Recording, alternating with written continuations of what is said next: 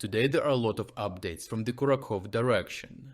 Here, after capturing Vuhledar, Russian forces are ramping up a decisive push around Novoukrainka, aiming to outmaneuver Ukrainian defenses before the autumn rains create a muddy deadlock.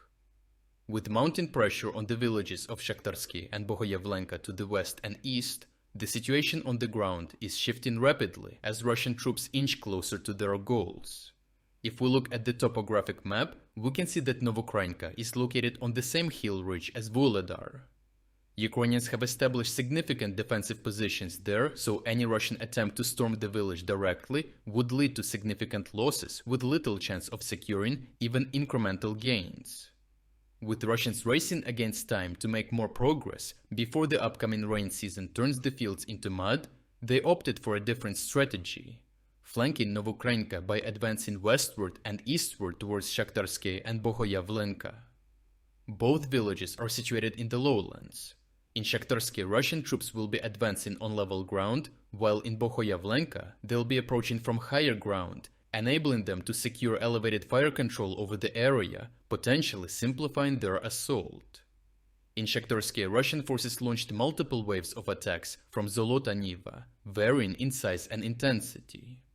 Geolocated combat footage from the first wave shows a large contingent of mechanized vehicles advancing rapidly along the main road into the village, utilizing nearby tree lines and smoke screens for cover against Ukrainian artillery and drone fire. The Russians aim to reach the village outskirts quickly, leveraging the short paved road to establish a foothold before Ukrainian forces could mount an effective response. However, Ukrainian troops detected the assault early and were able to counter the advance. Despite the heavy Russian deployment, which included dozens of armored vehicles, Ukrainian defenders managed to repel the attack, reportedly destroying around 20 pieces of Russian equipment, as confirmed in published footage.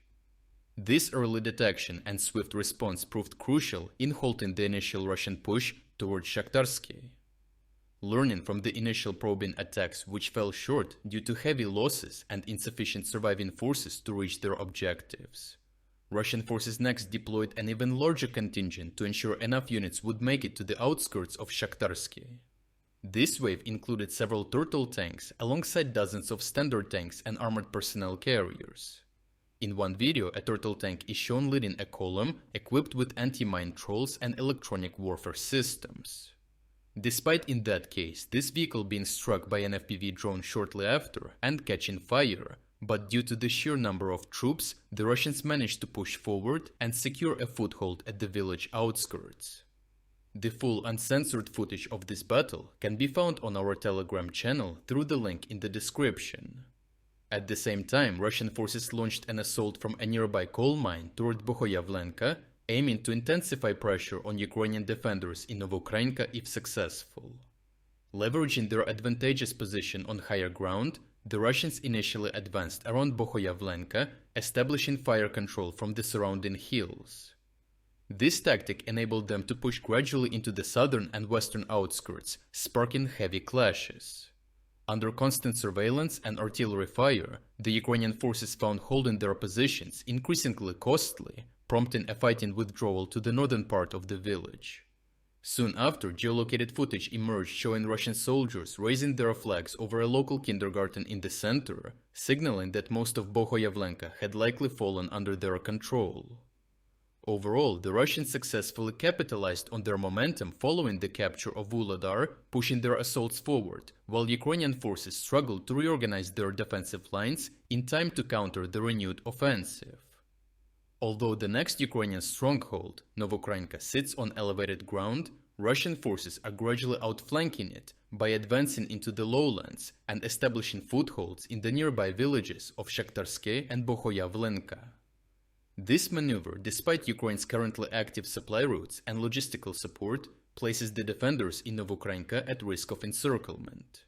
With the first Russian frontal attacks on the village now underway and intense fighting ongoing, the coming days will reveal whether the Ukrainian forces can stabilize the front line and put the Russian advances to a halt. If you're against the invasion of Ukraine and you want to support the work that I am doing, consider making a purchase in the online store UA Supporter. Here you can find a lot of products with Ukrainian symbols to not only show your support for this channel, but also for Ukraine.